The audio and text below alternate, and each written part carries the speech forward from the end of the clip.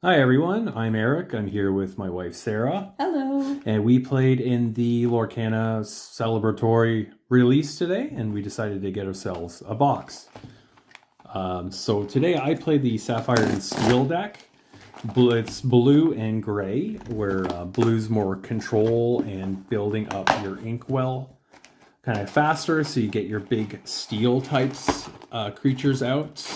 Your big 6 drops, 7 drops, in order to get those late game attacks. And Sarah, what did you play today?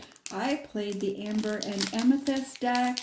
It's very low to the ground. Cheap cards, get them out quick and try and get that quick win before the big dudes come in, such as Eric Sapphire and Steel. Yeah, but I played about 8 games today. I won none of them. I find that the deck's actually kind of slow for my liking, especially against the other fast starter decks. There's a steel for my deck upgrade. Oh, wow. And a whole new world. So the rarities on here, you'll notice, is they're kind of based on the number of sides that are on the shape on the bottom middle. So your circle is kind of like a one-sided shape, so it's a common. The uncommons have 2 pages of a book. Your rares have 3 sides of a triangle. This one here is a super rare, so it has 5 sides. And you have a legendary, super rare is 4 sides, and then a legendary is 5 sides. So no legendaries in that pack. No, none at all. Every pack has 2 rares or better. Let's show the foiling. Oh, the foiling. Actually, the foiling's really good in these. Oh, that's beautiful. All right, I'll open up another one, and then Sarah can have her turn. So overall, how do you find that your deck performed today with the colors that you have? It really depended on the card draw. With pre-constructed decks, you don't really have the most optimal gameplay, but no, for what it was good. I won 2 out of my 3 games, so I'm very happy with that. Yeah, I played a few extra games. So there's a super rare to begin with, and a legendary Elsa. And these two actually, that's funny that they're paired up together. They're from the same movie, and it matches the colors of your deck. That is so awesome that we got that Elsa there. Oh, and a foil common. So you can go ahead and open the next one. I played about 8 games today.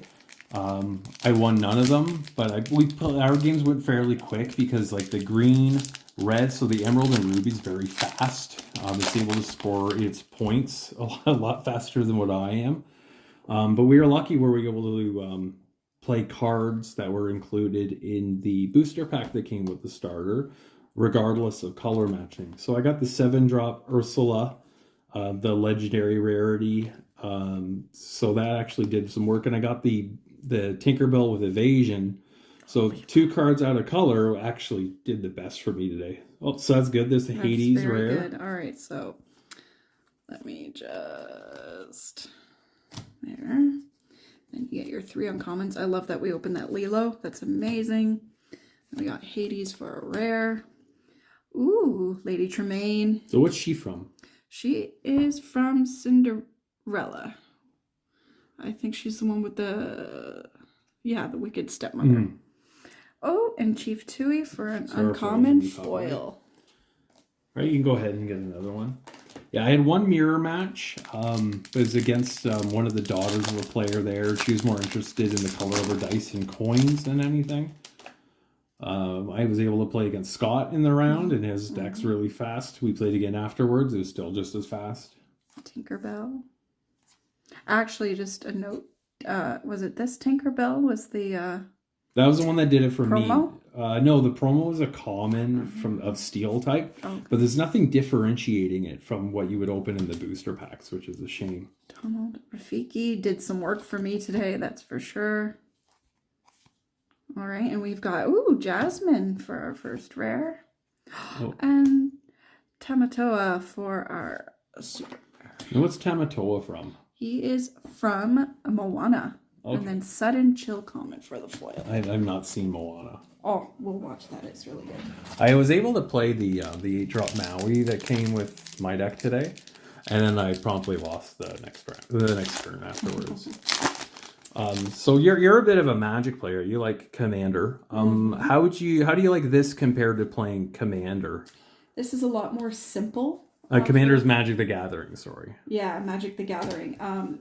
Lorcana is a lot more simple compared to Magic, although you can see as more chapters will be released in the future how there's more complexity that will definitely be added. Sorry, go back to that, Lilo.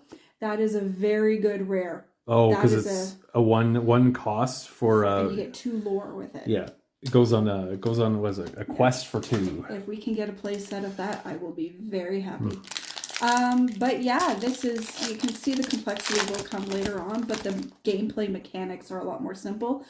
Although I love the mana aspect of Magic, the fact that you can just drop cards and play whatever you want with inkwells in this, I find very handy, because I am very much a low to the ground player. I'm usually like with tokens or with +1/+1s and, you know, your weenie drops and things like that with Magic. So this game is right up my alley. So here you go. You can open up the next one there. Yeah, where I picked my deck because mine in Magic, I like to play big bombs. You know, those late drops, big creatures that are very splashy. Where the starter deck has that. It's more board controlling, but there isn't a lot of card draw. So, I mean, you're spending the extras to get the bigger, be able to pay for more, but you can't draw into anything, unfortunately. So that's true. But for those smaller drops, this one apparently does very, very well, because it lets you basically, in a Magic term, scry. Yeah, you're manipulating like what you're going to draw into the next turn. And that's the promotional card, and it's indistinguishable. Like. Uncommons. Ooh, reflection. Oh, we got Flynn. That's a good one. Yeah, I had one guy telling me it was like the best uncommon in green. For green, absolutely. Well, green's all about. And that's the Maui that came with my deck. Maui. He's an 8/8. Good. Ooh, the queen. Super rare. Very nice. Tap her to draw a card. That's really good. And Sven. He's good. All right, I'll take the next one. Speed it up a little bit. So one of the people, I only had one mirror match when I played today. I actually was able to play against every... Sorry to cut you off. This Mickey's great. It has a high defense for when you send him on his quests, and it's ramping you, getting you play your bigger stuff early. I'm glad we opened one, even common. So, I mean, you're going to open more, but this is a card that I would want 4 of in my deck. Sorry, go on. No, I played against every... Oh, Rapunzel's really good.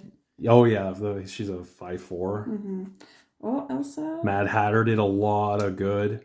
I saw someone play him with the Ruby Shield, where you pay 3 and exert it in order to ready a character. So they kept readying the Mad Hatter. Yeah, I'll go. It's good. Mulan. And then a Smash, which does a lot of work. So yeah, I played against every single deck type today. And the only one I lost was a mirror match against an Amethyst. So I'm not sure what that tells me, but I did pretty well. Common, Elsa, Maleficent. Fire the Cannons, you enjoyed that one. Yeah, that's a 4 of in that steel. It should be a 4 of in the Sapphire Steel. Reflection again, Tamatoa. Ooh, Scar, love it. Oh, Hans, yes. Amazing. Well, there's a foil Ursula, so we've opened a non-foil of that, and now we have a foil legendary. Amazing. Oh, great pull there. Yeah, she's really good because it gives you the opportunity to, in like a 4-player game, it says for each opponent loses a lore and you draw a card. So what I like about this game is it allows for more than 2 people to play against each other.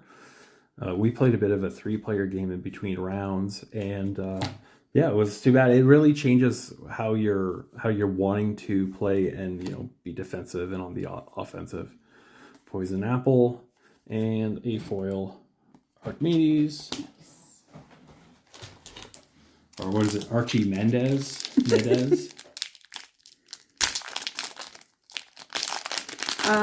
Scott's son was there at the event for a bit and was opening a card pack, and he's like, "Ooh, these are really easy to open."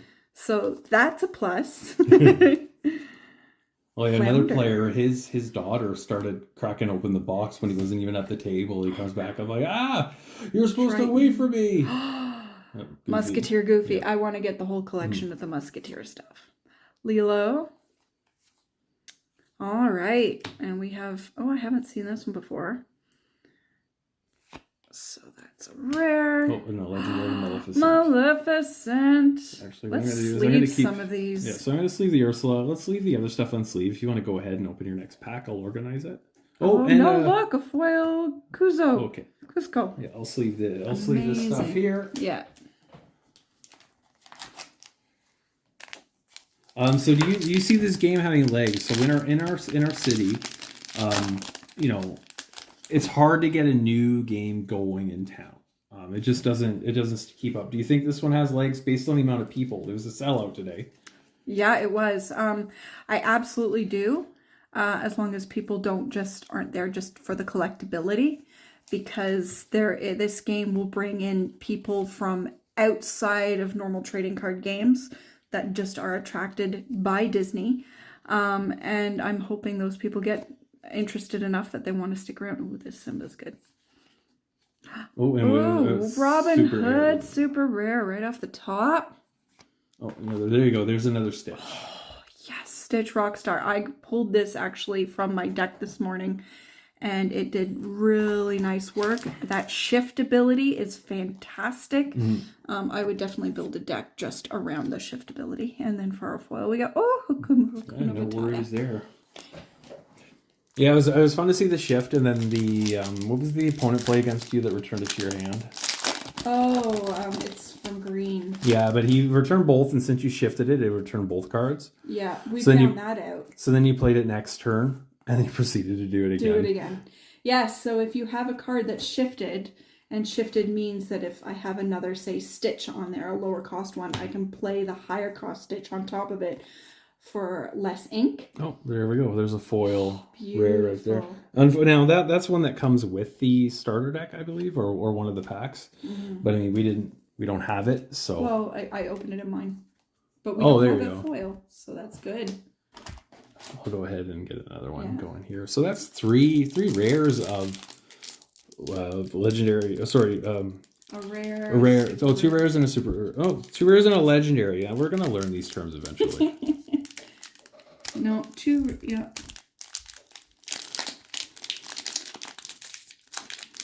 So much for being easy to open. I had to jinx it. This one's fighting. Here, you fight with that one. I'm gonna get another one going here. There we go. So what would you, with your limited experience with it today, what would you like to see? Like, what properties were standouts that were missing? What would you like to see focused on? That sort of thing. Well, we've been kind of tracking this for a few weeks now. Here you go. You can get the one you want. Yeah. And honestly, they've covered a lot of my favorites. I think, again, I'd have to go through, but as a kid, I was a huge fan of Lion King and Pocahontas. Those were my two big ones. So I'd love to see, I'm pretty sure they might even have it, but a Miko would be neat to see. It's a Miko. Miko's the raccoon from Pocahontas. But notable standout missing is there's no Winnie the Pooh. There's no Pixar. Would they have the rights for Pixar? Yeah, Pixar's Disney. No, I know, but who knows? Yeah, maybe that's a later chapter actually, to come. Speaking of Winnie the Pooh, I didn't see it at all today, so. Tigger! Oh, Pascal did work for me today. This evasive, if you are going to one of the pre-releases or doing anything, evasive is amazing in this game. It's like flying in magic. Well, it's like somebody else can't challenge you unless they have evasive. And the other decks do not really have that much. Okay, so grab your sword. Rare Mickey Mouse! Yes, Artful Rogue. Beautiful. Oh, there you go. You wanted to build Musketeers. Yeah, perfect. So here, I'll give that a sleeve, and then you go ahead with the next one. Okay, so let's get this here. So what about you? Do you have anything besides Winnie the Pooh? that you would have liked to see? Anything? What was your like childhood Disney? My childhood Disney, Aladdin was a big one, but I really liked Return of Jafar over the first movie, so it's nice to see at least like Genie Jafar is represented in here. But like not really much else. I mean, I really like Robin Hood, but we opened him already. I'm just happy to have like a different game to play. There you go, a legendary. Brave Little Tailor, amazing. Oh, double Mickey Mouse pack. And a foil one. Look at that. I ran out of those clear sleeves here. Love it. Let's throw that in one of the yellow ones we've got sitting aside here, and I'll take the next one. So we're pretty close. We have 6-7 packs to go. I'm pretty happy with what we've opened. Are we going to open one of those Enchanted alternate ones? I highly doubt it. Which are, what were they saying? It's 1 in every 3 boxes? No, one per case. 1 per case. So yeah, see, I've heard different things. But we'll see if we get lucky. Just in time. Oh, there's Genie, the Green Ranger Genie. And Prince Philip.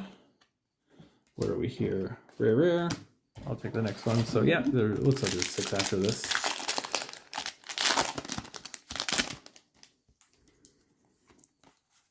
Do you have anything not work for you today? Like what was a card from your starter deck you're like, oh, I wish I didn't have this in here, and you had something else instead? I had watched a video a couple days ago, and I can't remember, I'm sorry, who it was, but they basically said which cards to immediately cut from your starter deck if you're playing in constructed, because or not constructed, but if you're playing in these limited pre-release things, because you get a pack in every single starter deck, and you are allowed to include cards from that deck, even if they're not part of your color. Sorry, there's another Musketeers. Yes. Was it Tabard? Tabardnak? And a Super Genie. Nice. Oh, a Dragonfire. This card was so annoying today. Yeah, it's going to be a standard must-have, apparently. But so I took out the doppelganger. Oh, what's it called? From the fort from The Little Mermaid. Oh yeah, I don't know what that is. Anyways, I took those out because all they do is heal a character, like remove 1/-1 counter off of that character. So I took those out and replaced it with some good ones that I opened. No, here you go. From my booster pack that I got in there. So that, I think, worked. Otherwise, it really comes down to, honestly, the luck of the draw. I won games because, people weren't pulling, even though you get a free mulligan, sort of, at the beginning of your turn or at the game. It still didn't work out in people's favor as much. So a lot of it did come down to card draw. Yeah, I really wish there was more. So it starts with a legendary. So that's a double legendary pack. Rapunzel, this. That's really good. That's a good pack. Very happy with that. Not so good. much the Stampede though. Yeah, I don't. So like, I have some hesitations, not hesitations with the game, but the card drawing. You need more in it. Because you're playing any card down as an ink in your inkwell, and then you're playing a card. You're trying to be on curve, I've noticed. So, I mean, people were dealing with like just top decking, just drawing a card and hoping for the best. And there's another Musketeer for you. So I found, especially with mine, when it's like play this to just very like removal effects, and you're not getting bodies on the board. You can keep going. So yeah, I wasn't too fond of that. I mean, I've been playing a bit of the Versus system to PCG lately, and it's very similar. Any card face down for your resource row, but you're drawing 2 a turn. Would that be a little much for this game? I don't know. I think it'd make faster games. Not that the games aren't fast to begin with, at least for how I lost all day. Oh, there you go. Aurora. Nice. And look at that. Oh my gosh. Oh my gosh. Guys, look. Well, okay, I was wrong. We did end up pulling. Please sleeve this. Yeah, here, let me I'm sleeve going to let it. you do that. Yellow sleeve, because that's what we have here. That's unexpected. So, like even the rarity has a rainbow to it. It's blue. So I will see if I can fit that into my deck. And then I'll open the last one. Are you fine with that? That's a really nice second last pack. I think I had the best pull out of them. So yes, you go ahead. And Thank you. I appreciate it. Hopefully we can get a second one. Unfortunately, it doesn't work that way, dear. No. Ooh, the frying pan! Yeah, I hit some with the frying pan today. It was the most disappointing card. I was excited to get it, but as it shows, chosen character can't challenge during their turn. If it says they couldn't go on a quest, I would have been so much happier with the card. Oh, there's Maleficent, and we're ending with Simba. With her last foil. So, that wraps it. Overall, how do you feel about our packs here? Honestly, I was not I didn't think we'd get much, but I am so super happy for what we opened. Especially that. This is amazing. Well, foil Ursula. That's a foil Mickey Mouse. These are just our foil rares we opened. But I mean, that is 24? So a quarter of our packs had a rare or better foil. How the heck did we end up with an enchanted? Because we're just, it's the luck of the draw, right? Yeah. I'm happy with that. I love the art on that one. And the Maleficent and Elsa. Elsa was early on. This is a really, really good box. Yeah, absolutely. And it's a fun game. Like overall it's good. I'm happy to have a league locally.